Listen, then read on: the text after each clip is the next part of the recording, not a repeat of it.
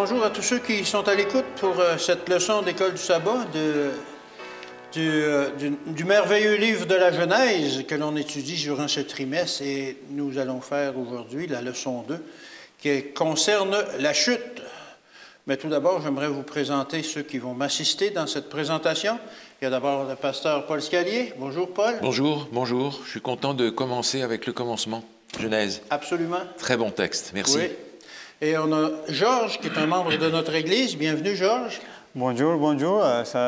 C'est toujours un privilège de partager la parole de Dieu. Amen. On va être ici avec vous aujourd'hui. Amen.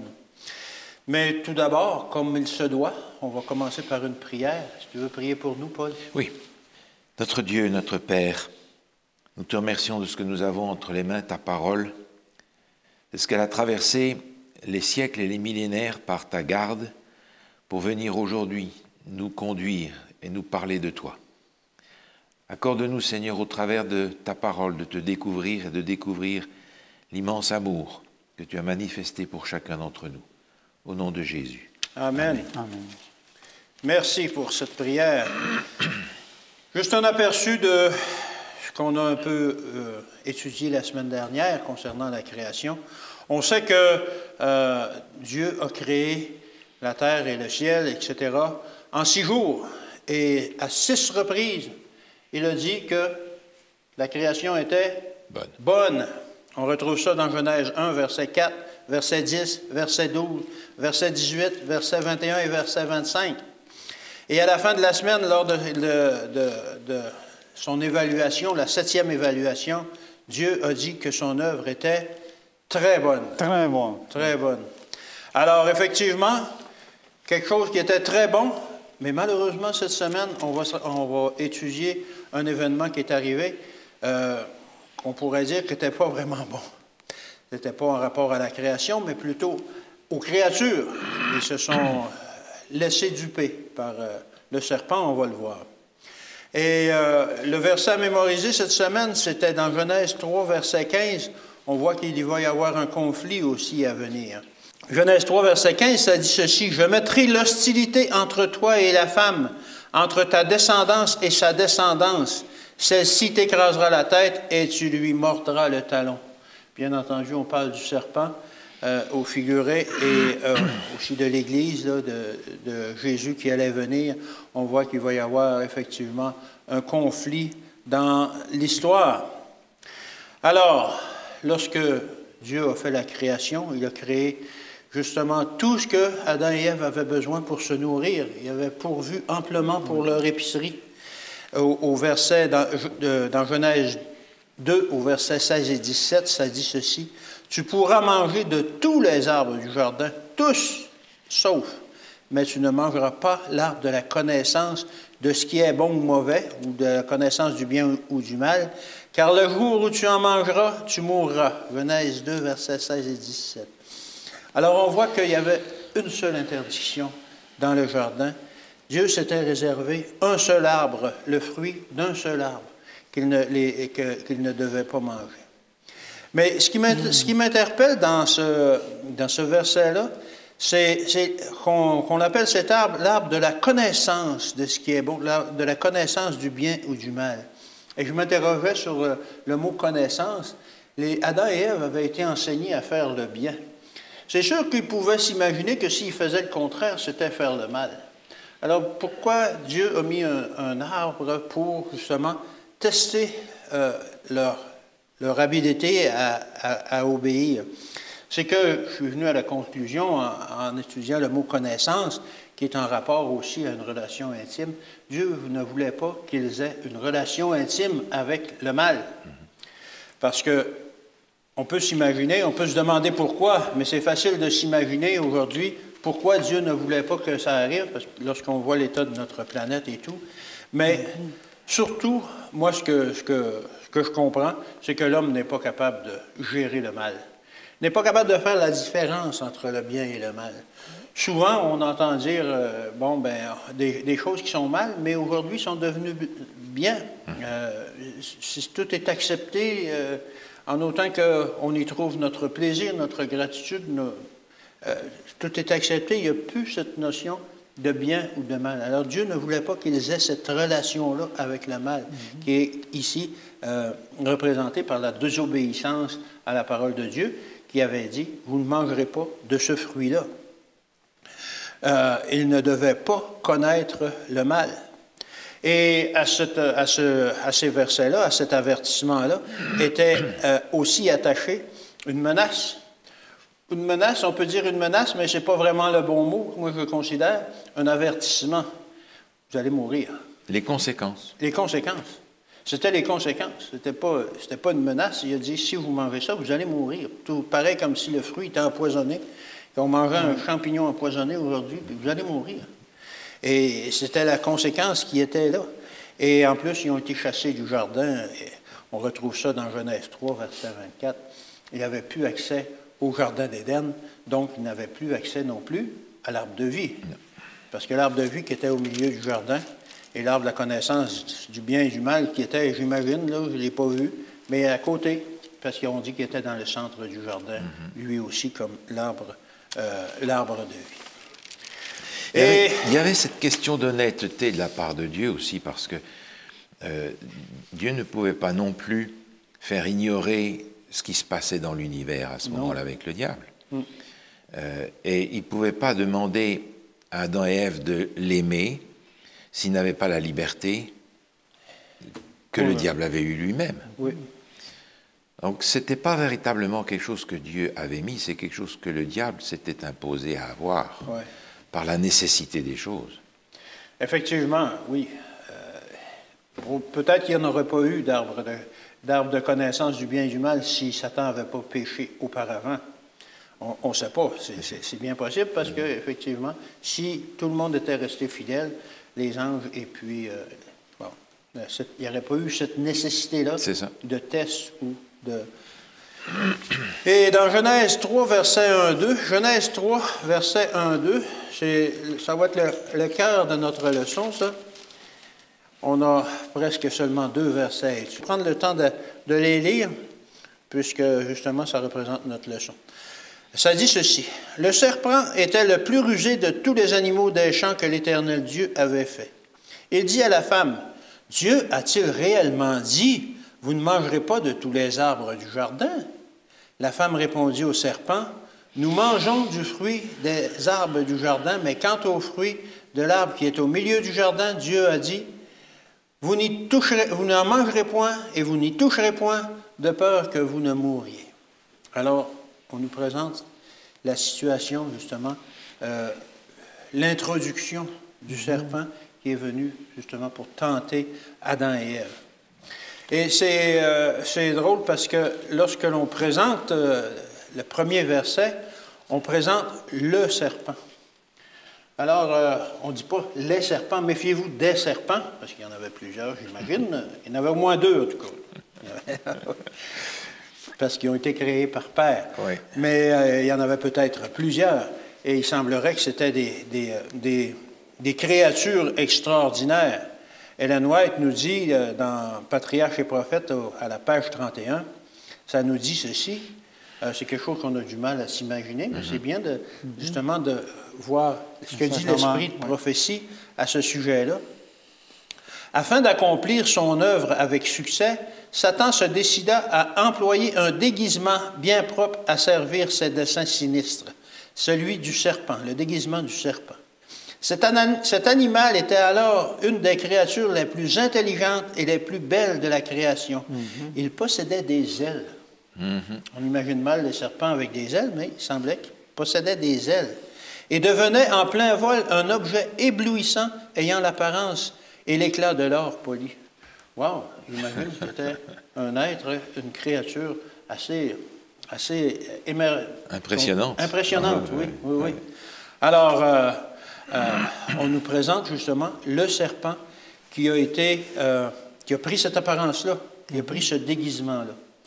Et aujourd'hui encore, lorsque l'on parle d'un serpent, c'est pas quelque chose, c'est un terme péjoratif. Si je te traite de serpent, c'est pas un compliment. Non. Quand Jésus a traité les dirigeants du peuple de race de vipères, il n'était pas en train de leur faire un compliment. Oui, Il était en oui. train de dire, vous êtes comme Satan, là, vous avez... Tordu. Oui, vous êtes tordu, oui, justement. Justement. Alors, et la Bible nous décrit dans Ésaïe 27, verset 1, Ésaïe 27, verset 1, que le serpent n'était pas justement un ami de Dieu. En ce jour, l'Éternel frappera de sa dure, grande et forte épée le Léviathan, serpent fuyard, le Léviathan, serpent tortueux, et il tuera le monstre qui est dans la mer. Alors, on pense parfois que le Léviathan, c'était, je ne sais pas quoi, mais ça décrit très bien que ça représente Satan ici, là, dans la parole. Le serpent ancien, le serpent tortueux. Et aujourd'hui, malheureusement aussi, quelque chose que l'on retrouve dans la population, une idée assez largement répandue, c'est que Satan n'existe pas. Oui. Le mal, c'est juste un état d'esprit. C'est juste que si tu es mal avec ça, c'est mal. Mais si tu réussis à convaincre ta conscience que, bon, à faire taire ta conscience, c'est bien. Il n'y a pas de problème. Alors, on présente aujourd'hui le mal comme étant un état d'esprit, alors que la Bible nous présente le mal comme étant un personnage à l'origine, qui nous a fait justement connaître le mal. Alors, l'ennemi est bien réel. Ce n'est pas un ennemi intérieur qu'on a. Oui, c'est un ennemi intérieur qu'on a à cause du péché originel, mais c'est un ennemi qui travaille pour nous faire chuter aussi, encore aujourd'hui, continuellement, pour pas que l'on connaisse le salut, que l'on connaisse Jésus, etc. D'ailleurs, le fait de nier l'existence de Satan en tant que personne conduit directement à nier aussi la valeur du salut par une personne. Exactement. Oui. Parce que si le mal n'est pas une personne, le bien et tout ça se trouve au niveau conceptuel. Oui. Par conséquent, éliminer Satan, c'est aussi éliminer le salut en Jésus. Exactement, exactement. C'est là le danger. Et ce qui est intéressant aussi, c'est que dès l'origine, Satan connaissait la parole de Dieu. Il était probablement là ou en quelque part où il y a eu un rapport quelconque lorsque Dieu a donné le commandement particulièrement de ne pas manger de cet arbre-là à Adam et Ève. Et il les a approchés en utilisant la parole de Dieu. Il a posé une question toute banale. « Hey, Dieu a-t-il vraiment dit? Dieu a-t-il vraiment dit que vous ne pouvez pas manger de cet arbre, du fruit de cet arbre? » En laissant supposer que, parce que le serpent n'avait probablement pas la parole à l'origine, mais maintenant celui-là parlait, en laissant supposer, regardez, j'en ai mangé moi, puis maintenant, regardez, je suis intelligent, je parle. Wow! Dieu vous a-t-il vraiment interdit de manger du fruit de l'arbre? Wow! Mais comment ça? Alors, une interrogation, là, il a semé le doute dans l'esprit d'Ève qui s'était séparée d'Adam alors qu'elle ne devait pas le faire, soit dit en passant. Et justement, c'est comme ça qu'il a réussi à commencer une conversation. Et il ne faut pas faire ça. Il ne faut pas commencer à argumenter avec le diable. Il est bien plus malin que nous le sommes. Ouais. Il faut, comment est-ce qu'on peut répondre au diable lorsqu'il nous présente des questions comme ça concernant notre vie et tout ça? On a un bon exemple dans la vie de Jésus. Oui. Comment Jésus a répondu lorsqu'il a été tenté au désert. Il est écrit. J'ai confiance en Dieu. Dieu a dit ça. Il a écrit ça. Comme Ève aurait dû dire, non, Dieu a dit ça. Vous n'en mangerez pas. D'ailleurs, elle a rajouté quelque chose. Vous n'y toucherez pas non plus. Mais ce n'est pas ce que Dieu avait dit. Mais Satan avait suscité là, la discussion pour argumenter avec lui. C'est un fin psychologue et il sait comment, justement, amener. Elle a répondu avec « il est écrit ». La seule différence, c'est que dans la tentation de Jésus, c'est le diable qui est venu à lui. Dans la tentation ici, c'est elle qui est allée vers lui. C'est vrai. Et il y a une grosse différence. Oui, oui. Mais un point important, c'est que l'ennemi va prendre cette situation de façon personnelle Et ce que tu viens de dire, c'est vrai, l'ennemi, ce n'est pas quelque chose d'imaginaire, c'est réel, et c'est intelligent. Il va employer des stratégies pour attraper sa proie et pour le tromper. Exactement. Et malheureusement, parfois, on se rend compte que nous, les humains, nous avons beaucoup appris de Satan parce qu'on utilise les mêmes stratégies pour piéger nos contemporains, les gens qui sont autour de nous. Alors, c'est une chose à ne pas faire. Et justement, on parle d'un fruit, le fruit défendu. La leçon de lundi. Paul, qu'est-ce que tu peux nous dire sur le fruit? Il était bon? Il n'était pas mangé, il n'a pas goûté. Non, ça devait être assez extraordinaire, Il devait être extraordinaire. Comme tout le reste qu'il y avait dans cette création. Exactement. Mais l'histoire ici qui nous est rapportée, il y a tout un scénario qui progressivement nous amène à cette histoire de fruit défendu. Parce que, déjà pour commencer, on a dans le vocabulaire du texte quelque chose qui éveille notre attention. Chapitre 2, il est question partout de l'Éternel Dieu. Oui. Les deux mots, le nom de Dieu et la tribu, Dieu, elle. Mais quand on arrive au chapitre 3, le texte commence, Moïse écrit, le serpent était le plus rusé des animaux des champs que l'Éternel Dieu avait fait. Mais quand le dialogue commence avec Satan, c'est plus l'Éternel Dieu, c'est Dieu. On a enlevé le nom, j'allais dire le nom propre de Dieu. Oui. Et curieusement, dans la discussion, Ève reprend le même discours quand elle parle avec Satan. Il n'emploie plus l'Éternel Dieu. Et elle va dire au verset 3, Dieu a dit. Donc Dieu est déjà déjà mis sur le côté par rapport à sa personnalité. Oui.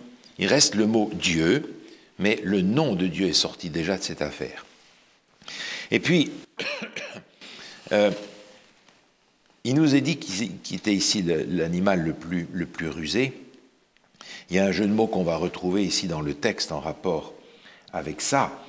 Mais dans le texte que nous avons ici, il y a déjà une indication que le diable va présenter les choses non seulement en mettant le doute, mais en tordant les affaires. Parce que le texte au chapitre 2 nous dit, Dieu avait dit, vous pouvez manger de tous les arbres du jardin.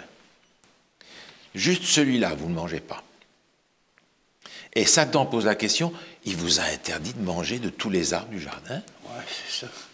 Autrement dit, Dieu présente la chose comme étant largement ouvert et très généreux, et le diable prend les choses dans le sens inverse, et dit, mais il vous a restreint. Ouais. Donc la question qu'il pose n'est pas seulement un doute, mais il a renversé les affaires en suggérant que Dieu est en train de les restreindre, alors que Dieu leur a dit, vous avez tout. Il y a juste ça que vous ne pouvez pas toucher. Insinuation. C'est dire qu'il a renversé les choses pour amener à une rébellion contre Dieu, une indignation contre Dieu qu'il a lui-même dans le cœur. Oui. Donc c'est cette manière de présenter les choses. Ève y fait écho. Vous pouvez manger des arbres du jardin. Elle ne dit pas de tous les arbres du jardin, des fruits de l'arbre qui est. Mais voilà, celui-là, vous ne mangez pas.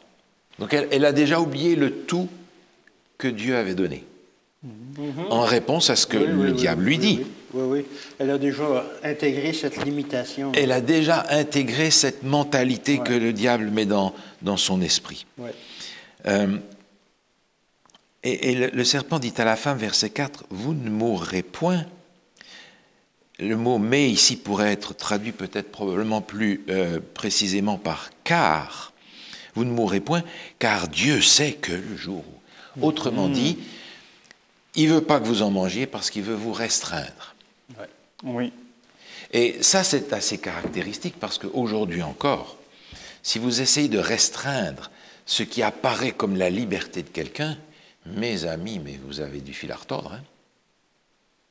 Je suis libre, je dois pouvoir faire tout ce que je veux. Si tu commences à me restreindre, c'est toi le mauvais. Oui, c'est ça. C'est ça. Et c'est exactement ce que le diable est en train de dire. Même si tu fais le mal, et puis qu'on t'annonce que tu fais le mal. ne me restreint pas de faire le mal. C'est ça. Hein? Alors, ici, on a ça dans ce texte, car Dieu sait que si vous en mangez, vous allez avoir accès à deux choses, principalement. C'est l'éternité, et vous serez comme Dieu. Autrement dit, il essaye de transférer dans le cœur de Ève et des êtres humains la même révolte qu'il avait lui, et qu'on retrouve déjà dans Isaïe et dans Ézéchiel. Je serai comme le Très-Haut. C'est ça. Je serai comme le Très-Haut. Et c'est par conséquent quelque chose ici qui est particulièrement intéressant de voir que cette révolte se transfère de l'un à l'autre. Et le mal circule de cette façon-là. Oui. Il se transfère de l'un à l'autre. Il se répand de cette façon-là. Maintenant, on a dans le texte au verset 6 quelque chose d'intéressant. Il est dit, la femme vit que l'arbre était bon à manger et agréable à la vue, qu'il était précieux pour ouvrir l'intelligence, et elle prit de son fruit. Le mot qui est précieux est là, s'apparente au mot convoitable. OK. Désirable. Désirable. Ouais. Et on a un texte que j'aimerais regarder avec vous dans le livre de Josué, au chapitre 7, où on a exactement la même chose. C'est une histoire intéressante. Hein? Josué, chapitre 7, oui, c'est une histoire qui est... Le texte est chargé ici d'indications intéressantes. Josué, chapitre 7, nous rapporte l'histoire de Akan. Et ce qui s'est passé avec Akan est exactement la même chose que ce qui s'est passé avec Ève, et le même vocabulaire. Regardez dans Josué, chapitre 7, au verset 21, une fois que Josué va poser la question à Akan, qui est la même question que ce que Dieu va poser à Adam, qu'est-ce que tu as fait? Réponse, verset 21, j'ai vu dans le butin un beau manteau de Shinéar, Babylone. Un peu plus loin, je l'ai convoité, je l'ai pris, ils sont cachés. C'est exactement ce qu'on a dans notre texte de la Genèse, où Ève, il est dit, elle a vu, elle l'a trouvé désirable, elle l'a pris, et ils sont partis se cacher. Oui. On a exactement le même scénario que dans l'histoire de Akan. Et l'histoire de Akan est symptomatique parce que du péché d'un homme, le peuple entier a souffert. Oui, oui. De ce péché d'Adam, l'humanité entière a porté les conséquences. Il suffit d'un. Oui. Et vous savez, dans l'Église, c'est la même chose. Il suffit d'un seul personnage que le diable peut utiliser pour détruire le bien de toute l'Église. Alors, dans ce texte, encore une fois, il y a quelque chose qui est intéressant, c'est que Satan a voulu dire à Ève, vous serez comme Dieu. Donc, n'essayez pas de rester limité à cet état de créature, mais soyez divin. Tu as une belle opportunité. Faites comme moi. Oui. Et là, le texte nous montre que ça s'est réalisé tout de suite. Vous avez vu au verset 6, elle prit de son fruit, en mangea, et en donna aussi à son mari qui était auprès d'elle, et il en mangea. Vous remarquez ici que Ève va faire exactement ce que Dieu fait dans le chapitre 1. Chapitre 1, au verset 29, Dieu dit, « Voici, je vous donne toute herbe, portant de la semence et à la surface de la terre. » Dieu va donner la nourriture aux êtres humains. Et ici, Ève, qui a péché, va prendre la place de Dieu. Elle va donner à manger à son mari, qui ne dit rien. Elle a déjà pris la place de Dieu sur son mari. On a ici j'allais dire la dégradation due au péché qui rentre immédiatement. Elle prend les prérogatives que Dieu avait et elle va donner à manger à son mari. Oui. On peut voir là déjà le départ de tout un mouvement que l'on retrouve dans le monde par rapport au féminisme, mais les rôles ici sont changés. Les rôles sont changés. On a donc, dès le départ, dans les quelques versets que nous avons dans ce texte, l'histoire du fruit défendu, tout un scénario qui a des implications et des ramifications, finalement, dans toute l'histoire de l'humanité. Vous serez comme Dieu. C'est exactement, en réalité, le fondement de tout le problème de la rébellion entre Christ et Satan, et aussi avec l'humanité. Prendre la place de Dieu. Et on retrouve ce thème-là dans le livre de l'Apocalypse, puisqu'on est au commencement, on va aller à la fin, où la bête veut prendre la place de Dieu. Autrement dit, dans le livre de l'Apocalypse, on va retrouver l'opposé de ce qu'on a ici dans Genèse. Soit vous allez suivre le serpent et vous présenter comme Dieu et l'adorer, la bête, soit vous allez revenir à l'adoration du Dieu créateur dans le sabbat et dans la soumission à sa volonté. Encore un choix à faire. La Genèse et l'Apocalypse se répondent dans ce sens-là. Et après cet événement, alors qu'ils ont mangé le fruit, qu'est-ce qui est arrivé? Ils sont partis se cacher de Dieu. Tu nous as préparé quelque chose là-dessus. Ça concerne la journée de mardi. Oui, ça c'est intéressant qu'on voit que l'ennemi il toujours présente des avantages. Vous va gagner, vous gagnerez beaucoup. Mais c'est juste une tromperie parce que les conséquences, comme on vient de mentionner, ça va faire du mal et ça va être vraiment négatif. On pourrait lire le verset parce qu'on n'a pas beaucoup. On va continuer dans le verset 7. Je vais demander à Alain de m'aider à lire le verset... Genèse 3, verset 7. Oui, verset 7 ou 9.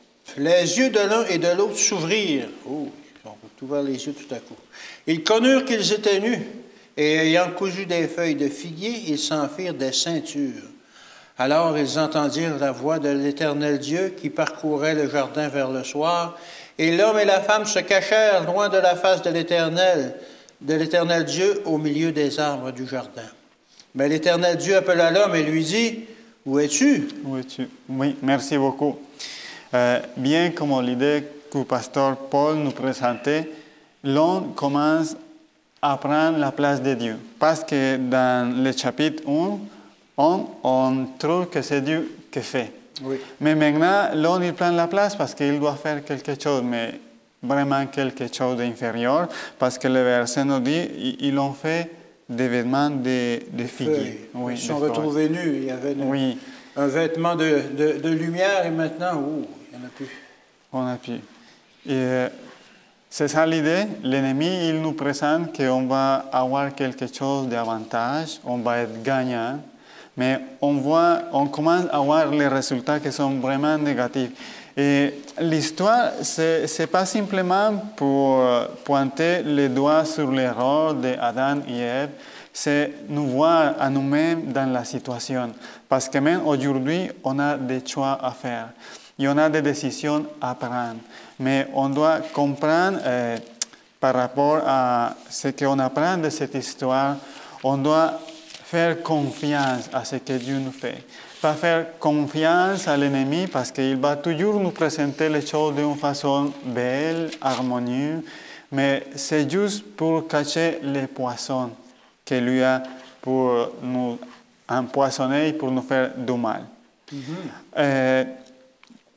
C'est ça, mais je ne sais pas si Pasteur Paul ou toi, Alain, tu aurais un autre commentaire à faire par rapport à ça. Moi, ce qui me frappe beaucoup, on le voit dans la suite de ces versets-là, lorsqu'ils se sont présentés devant Dieu, justement, alors qu'ils remettent la faute sur le serpent, sur Dieu lui-même, finalement. Ce que l'on voit là-dedans, c'est qu'au début, Ellen White nous dit que Adam, lorsqu'il a constaté que Ève avait mangé du fruit, il savait très bien qu'il ne fallait pas en manger et il s'est retrouvé comme désemparé. Et il a vu cette personne-là, Ève, qui avait mangé du fruit, donc la condamnation était sur elle, la mort. Et il l'aimait tellement qu'il en a mangé lui aussi. Alors, par amour, il a mangé du fruit défendu. Mais la situation a changé drastiquement, immédiatement après. Parce qu'après, là, c'était plus de l'amour qu'il y avait, là. C'était du ressentiment, là. Il mettait la faute sur Ève. C'est à cause de toi, c'est à cause de la femme que tu as mis auprès de moi. Alors, ça a détruit complètement l'amour qu'ils avaient un pour l'autre, pour amener du ressentiment. Et c'est ta faute, c'est ta faute. Non, c'est pas de ma faute, c'est la faute de Dieu. On commence à avoir des relations détruites jusque debout. Il y a une chose que ça vaut la peine de remarquer, c'est que Dieu pose une question. Certaines personnes me disaient pourquoi Dieu a besoin de poser des questions, est-ce qu'elle ne le savait pas? Oui, bien sûr que Dieu le savait. Mais à partir de ce moment-là, on peut commencer à trouver la grâce de Dieu. Parce que ce n'est pas que Dieu n'était pas au courant de la situation, mais bien sûr, Dieu le savait. C'est pour ça que Dieu se présente au milieu du jardin. Mais c'est pour lui donner une opportunité à l'homme et à la femme de réfléchir à ces actes et à les conséquences aussi. Et c'est la même chose que Dieu nous fait aujourd'hui pour chacun de nous. Dieu nous appelle et Dieu nous fait réfléchir sur nos actions qui sont mauvaises, qui sont méchantes.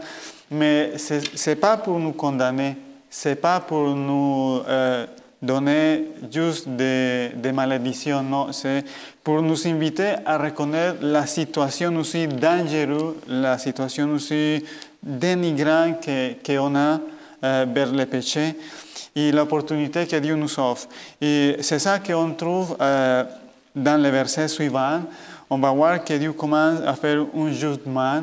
Il va y avoir des malédictions, ça c'est quelque chose de sévère, mais on trouve toujours la grâce. Parce que la malédiction va être sur la serpent, sur l'ennemi directement, Satan. Mais Dieu va de certaines façons épargner Adam et Ève et leur donner sa miséricorde et sa grâce. Qui est représenté par l'habit de peau qu'ils ont. Oui, exactement. On connaît déjà bien les réponses et j'aimerais que Pasteur Paul nous aide à lire des versets du chapitre 3, les versets 11 ou 13, s'il vous plaît. Et l'Éternel Dieu dit, « Qui t'a appris que tu es nu? Est-ce que tu as mangé de l'arbre dont je t'avais défendu de manger ?» L'homme répondit, « La femme que tu as mise auprès de moi m'a donné de l'arbre et j'en ai mangé. » Et l'Éternel Dieu dit à la femme, « Pourquoi as-tu fait cela ?» La femme répondit, « Le serpent m'a séduite et j'en ai mangé. » Quelle tristesse! Et on a bien appris ça depuis le début. On va mettre des excuses pour nos erreurs. Non, ce n'est pas ma faute. J'ai fait ça parce que c'est lui qui m'a donné ça. Et on doit être honnête vers nous-mêmes et on doit apprendre à reconnaître nos erreurs. Mais on peut voir aussi la grâce de Dieu dans ces versets-là, parce que Dieu est tout le temps d'une façon, je dirais, vraiment admirable, à réfléchir d'une façon à le même niveau de l'homme. Il ne vient pas pour l'accuser, il vient à lui poser des questions pour réfléchir. Pense qu'est-ce que tu as fait, pense à les conséquences. Mais la réaction que nous avons, c'est finalement dans le texte, Adam et Ève, finalement, la faute c'est à Dieu parce que c'est Dieu qui a créé la serpent. Ah, c'est la femme que tu m'as donnée. On n'est pas capable, c'est ça qui fait le péché. Et il nous va enlever le courage d'être reconnaissant de nos erreurs. Il va nous enlever aussi la grâce de reconnaître toutes les bonnes choses que Dieu nous donne. Et on essaye de dire, non, regarde, il n'y a rien de bon dans ça, quand ça c'est complètement faux. Et je suis vraiment content de voir que Dieu est patient et c'est aussi cette grâce qu'aujourd'hui on peut trouver devant Dieu. Il nous offre sa grâce, il nous offre sa miséricorde, il nous invite à réfléchir, il nous invite à nous repentir pour nous donner et pour nous livrer aussi de l'ennemi. Merci Georges pour cette belle leçon. Et on a parlé que justement on a mis la faute sur la femme et après ça on l'a mis sur le serpent. Qu'est-ce qui arrive au serpent? Alors la suite du texte est intéressante et j'aimerais juste revenir sur un élément ici. On a, dans le texte qui nous est donné au chapitre 2, un ordre que Dieu a donné, une loi. Et en réponse à la loi, il va y avoir un jugement. Et le texte qui est ici au chapitre 3 se présente comme un jugement, un tribunal où Dieu pose des questions, donne une sentence, et une sentence est exécutée. Beaucoup de gens aujourd'hui disent « Ah, mais le jugement, ça n'existe pas, Dieu ne juge pas, il n'y a que la grâce. Oui. » Mais à partir du moment où il y a une loi, il y a un jugement. Et c'est pour ça que la loi est remise tellement en question. Ben oui. On va mettre la loi à la poubelle, donc il n'y a pas de jugement. Plus de loi, plus de jugement. Mais on se retrouve ici dans les premières pages de la Bible et de l'histoire de l'humanité avec ces ingrédients-là, que l'on va retrouver d'ailleurs tout à fait à la fin dans l'Apocalypse. Oui. Parce que l'Apocalypse nous présente aussi le jugement, oui. Et le jugement va avoir lieu non seulement sur la terre, mais dans le ciel. Et celui-là, c'est le vrai de vrai, là? Là, c'est le jugement final. Oui. On retrouve dans notre texte ici aussi une image qui commence ici et qui va courir tout au travers des Écritures jusque dans l'Apocalypse, c'est l'image du vêtement. Oui. Ils étaient revêtus d'un vêtement de lumière, ils le perdent, ils se font un vêtement de leur propre fabrication, et un peu plus loin, au verset 21, on a ici le vêtement que Dieu va leur donner, et qui est un vêtement de peau, qui implique un sacrifice. Le sacrifice que Dieu fait. Et ce sacrifice que Dieu fait est précisément présenté au verset 15, dont il est question ici. On a dans ce thème du vêtement, il va jusque dans l'Apocalypse, parce que ceux qui sont en robe blanche. Oui. Oui. Alors, au milieu de notre Bible, on peut prendre Ésaïe, par exemple, chapitre 61. Ésaïe, chapitre 61, on a ce thème du vêtement qui arrive ici et que l'on retrouve partout, au verset 10, par exemple. Ésaïe 61, verset 10. « Je me réjouis en l'Éternel, mon âme sera ravie d'allégresse en mon Dieu, car il m'a revêtu du vêtement du salut, il m'a couvert du manteau de la délivrance. » Certaines versions ont du vêtement de la justice. Cette notion du vêtement, elle est tout au travers des Écritures. Jésus l'utilise pour faire des paraboles avec, et on le retrouve jusque dans l'Apocalypse. Tout ce qui se prépare ici, on va le retrouver dans le texte final.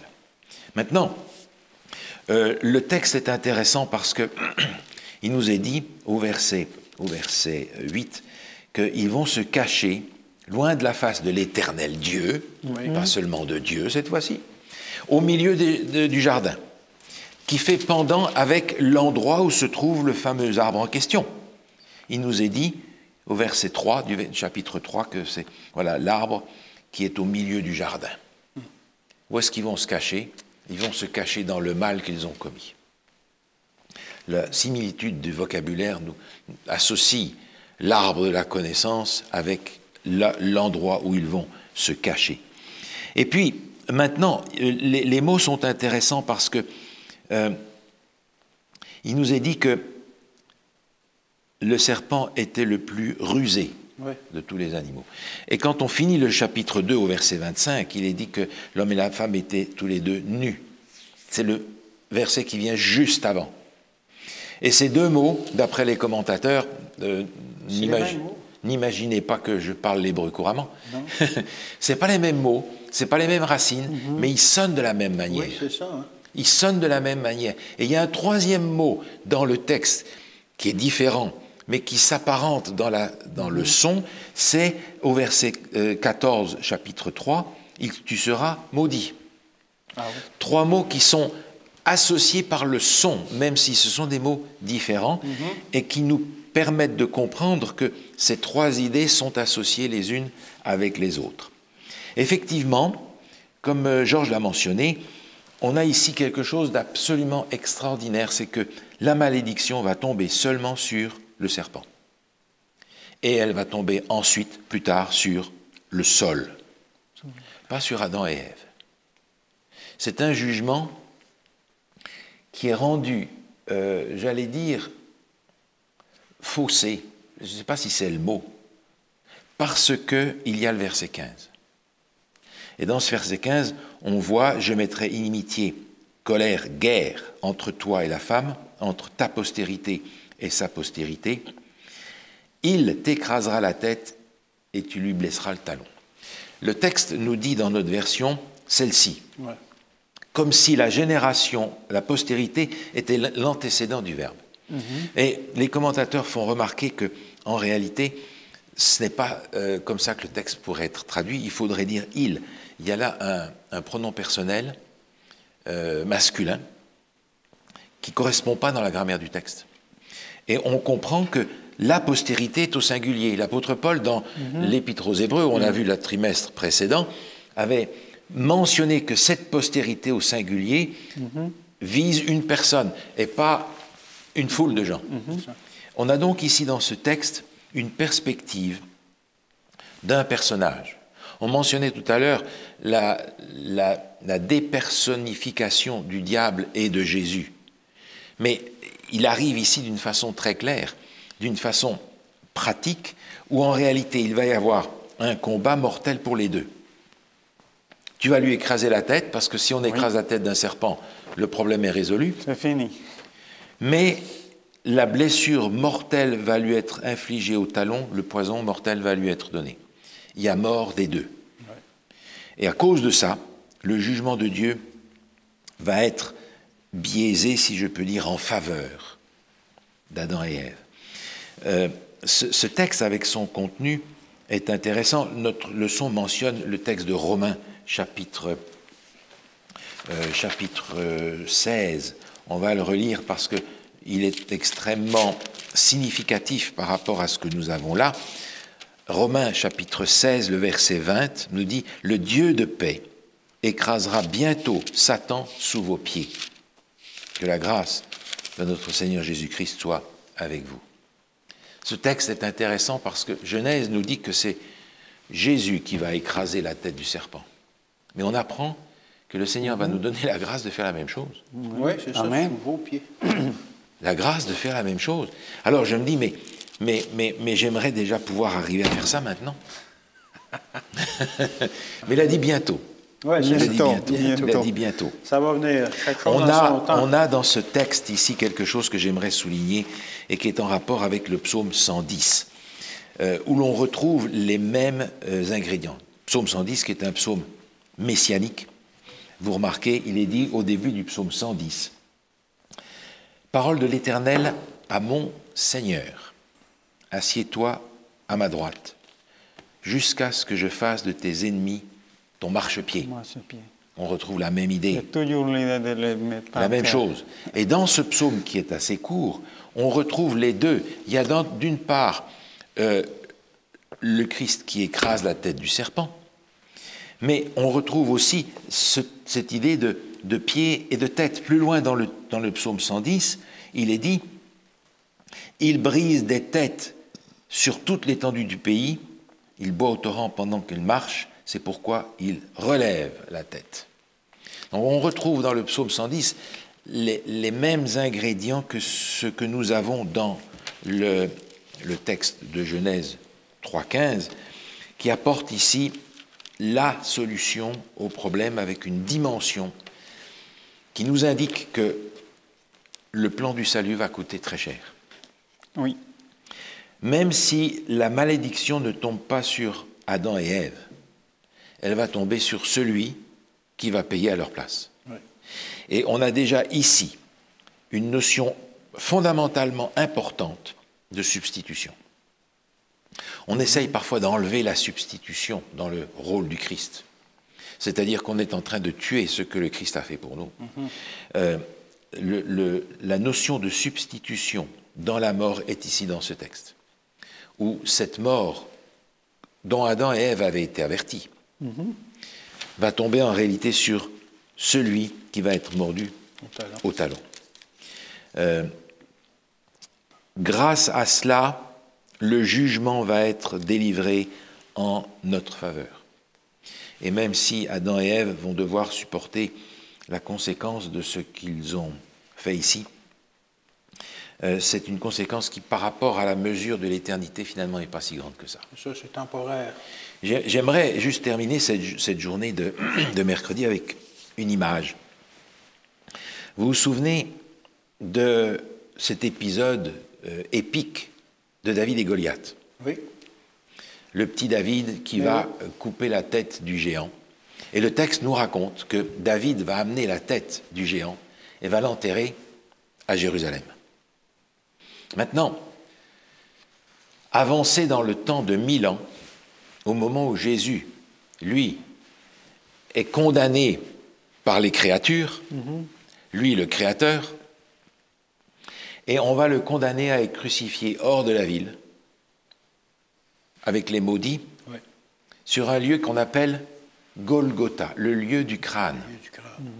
Et les commentateurs disent que Golgotha, c'est un nom bizarre, parce qu'à l'origine, c'était Gal-Goliath. Gal-Goliath. Ah oui? Gal-Goliath. Et à force de dire Gal-Goliath, ils ont transformé ça en Golgotha. Et où est-ce que Jésus est mort? Peut-être, sur l'endroit où la tête de Goliath a été enterrée. Le lieu du crâne. Pourquoi le lieu du crâne? À cause des 2 trous dans la colline? Peut-être. Ouais. Mais peut-être aussi parce que c'est traditionnellement l'endroit où la tête de Goliath a été enterrée. Oui. Il a véritablement écrasé la tête du serpent par sa mort à Jérusalem pour l'humanité entière. Cette image qui est là s'étend au travers de tout le plan du salut. Et on retrouve le psaume 111 à la fin dans l'Apocalypse où Dieu lui-même va relever la tête de Jésus devant toute l'humanité. Oui. Amen. Tu nous as parlé de la robe aussi, alors on voit les différentes étapes de la robe dont Adam et Ève ont été vêtus et dont l'humanité sera vêtue à la fin. Alors au début, la robe de lumière. C'est ça. Qu'ils ont perdu lorsqu'ils ont connu le mal parce que c'était un élément externe à eux. Et la robe qu'ils se sont fait eux aussi était quelque chose d'externe. Ils ont dû prendre des feuilles. Salut par les œuvres. Salut par les œuvres. Dieu leur a donné une robe en fait de peau, alors le sacrifice, et finalement la robe de lumière à la fin, la robe blanche ou la robe de lumière, donc les saints vont être revêtus.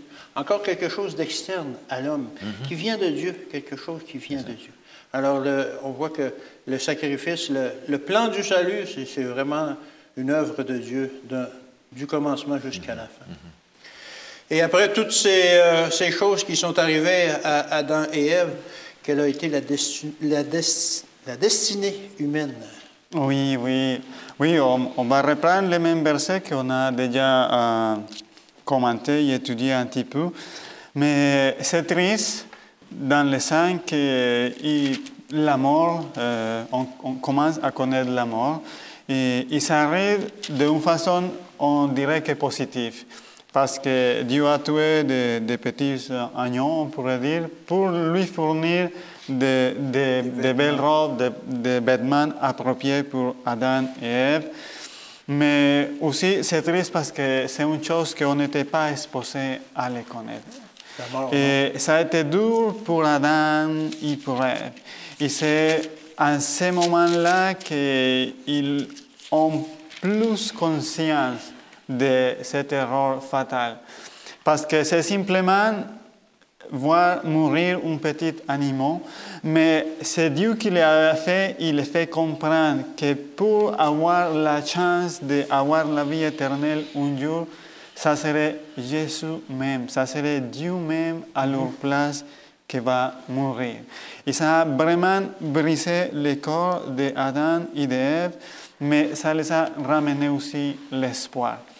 Et c'est magnifique de voir tout ça, parce qu'aujourd'hui, on est vraiment dans une mauvaise situation. Et dans notre monde, dans notre vie personnelle, on a des problèmes, on a des difficultés, mais il faut nous rappeler des promesses de Dieu et nous rappeler aussi des prix que Dieu a payés pour racheter la paix et pour nous offrir la vie éternelle. J'aimerais qu'on lit de nouveau, on va lire de nouveau le verset 15 ou 24 pour attirer les leçons les plus pratiques pour nous aujourd'hui. Verset 15 à 24? Oui. Alors, Genèse 3, verset 15 à 24. Ça dit ceci. Je mettrai inimitié entre toi et la femme, entre ta postérité et sa postérité. Celle-ci t'écrasera la tête et tu lui blesseras le talon. Il dit à la femme, j'augmenterai la souffrance de ta grossesse, tu enfanteras avec douleur, et tes désirs se porteront vers ton mari, mais il dominera sur toi. Il dit à l'homme, puisque tu as écouté la voix de ta femme et que tu as mangé de l'arbre au sujet duquel je t'avais donné cet ordre, tu n'en mangeras point, le sol sera maudit à cause de toi, et c'est à force de peine que tu en tireras ta nourriture tous les jours de ta vie. Il te produira des épines et des ronces, et tu mangeras de l'herbe des champs. C'est à la sueur de ton visage que tu mangeras du pain jusqu'à ce que tu retournes dans la terre d'où tu as été pris, car tu es poussière et tu retourneras dans la poussière. Adam donna à sa femme le nom d'Ève, car elle a été la mère de tous les vivants.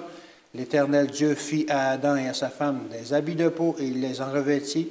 L'Éternel Dieu dit, voici, l'homme est devenu comme l'un de nous pour la connaissance du bien et du mal.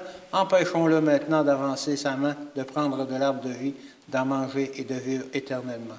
Et l'Éternel Dieu le chassa du jardin d'Éden pour qu'il cultivât la terre d'où il avait été pris. C'est ainsi qu'il chassa Adam et il mit à l'orient du jardin d'Éden les chérubins qui agitent une épée flamboyante pour garder le chemin de l'arbre de vie. Merci beaucoup, Alain. Il y a une chose que j'aimerais remarquer, c'est que Adam, dans le verset 20, Adam donne à sa femme le nom d'Ève, car elle a été la mère de tous les vivants. On vient de lire comme un scénario de jugement, de malédiction, de travail, mais ça sort l'espoir.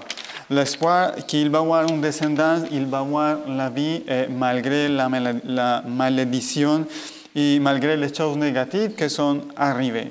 Et c'est ça qu'on peut trouver que Dieu il va laisser pas Adam et Ève seul, toute seule, il va les accompagner, mais dans cette histoire, des fois on trouve que le verset 20 est un petit peu comme pas en place. Pourquoi il mentionne Ève de cette façon? Ça paraît que...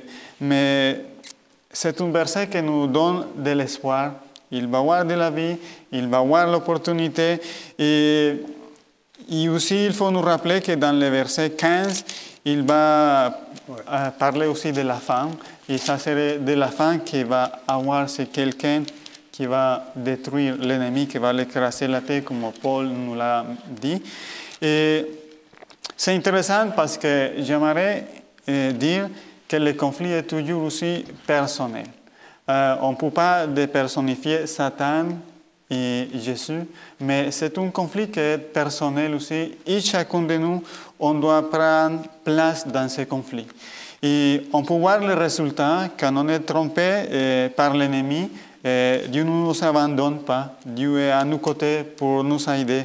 Et dans cette histoire, même si Adam et Ève ils sont chassés, comme on le vient de lire, du jardin d'Éden, Dieu les a envoyés avec la promesse de la rédemption, de son sacrifice. Et de savoir que Dieu est toujours à côté de nous, malgré les circonstances, malgré la situation dure que nous vivons, et qu'un jour, bientôt, il va finir pour écraser la tête de l'ennemi. On a vraiment envie que ça passe le plus tôt possible, mais il faut attendre dans le temps de Dieu. Tu voulais dire quelque chose? Bien, effectivement, ça va être littéralement accompli à ce moment-là. Ça ne sera pas un type ou une prophétie. Ça va être littéralement accompli que le serpent va avoir la tête écrasée. Ce n'est pas vraiment ce qui arrive parce qu'il va être jeté dans les temps de feu. Mais c'est la même chose, la destruction, la mort et la destruction du mal.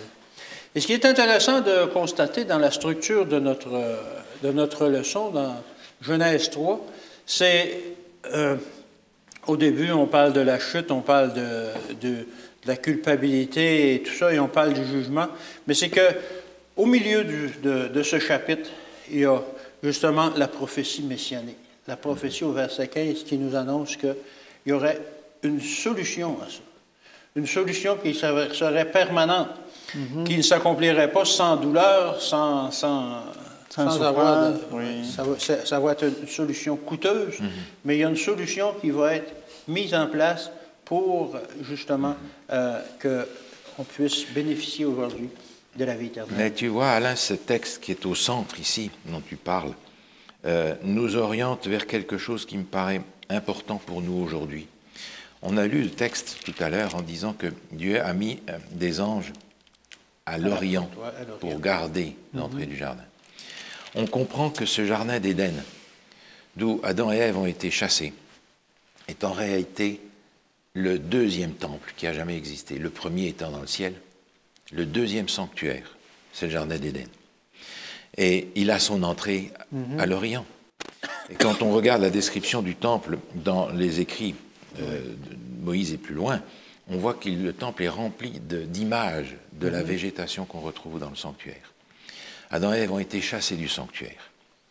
Et c'est le sacrifice qui va être accompli dans le parvis, qui est la terre, qui va permettre à Adam et Ève de retrouver leur place, de s'asseoir sur le trône avec le Christ. Le premier sanctuaire terrestre est ici présenté. Et c'est encore une fois un thème qui va courir tout au travers des Écritures et qui va finir jusque dans le livre de l'Apocalypse, où la conclusion de ce problème-là va se dérouler dans le sanctuaire céleste. Exactement. La conclusion est dans le vrai sanctuaire et ce ne sera pas un type, ça va être l'antitype et ça va se réaliser vraiment. Oui. Alors, je te remercie, Georges, d'avoir participé avec nous pour cette leçon. Merci, Paul, aussi, pour ta participation. Ça nous a fait plaisir de vous présenter cette étude qui concerne la chute. Ce n'est pas un événement agréable au cours de notre histoire, mais c'est un événement où on ne peut pas passer à côté. Et c'est un événement aussi qui nous amène de l'espoir, malgré tout. L'espoir du salut en Jésus. Alors, je vous invite à continuer à suivre chaque semaine les leçons concernant la Genèse. Vous allez y trouver beaucoup de choses intéressantes. Et pour nous, c'est aussi intéressant de partager avec vous la parole. Si vous voulez, on va terminer par une prière. Georges, tu veux prier pour nous? Oui, bien sûr. Prions. Notre Dieu, notre Père Céleste, nous te remercions pour ta parole parce qu'il nous donne l'espoir. Aide-nous, Seigneur, dans nos conflits personnels, en sachant que tu es à nos côtés et qu'un jour, tu vas être rétabli et on va être au paradis, dans le ciel et dans la nouvelle terre. Merci pour tout ce que tu nous as donné. Nous te prions dans le nom de Jésus. Amen. Amen. Merci à vous deux. Merci à vous de nous avoir écoutés sur cette émission et on vous invite à la semaine prochaine pour une nouvelle émission.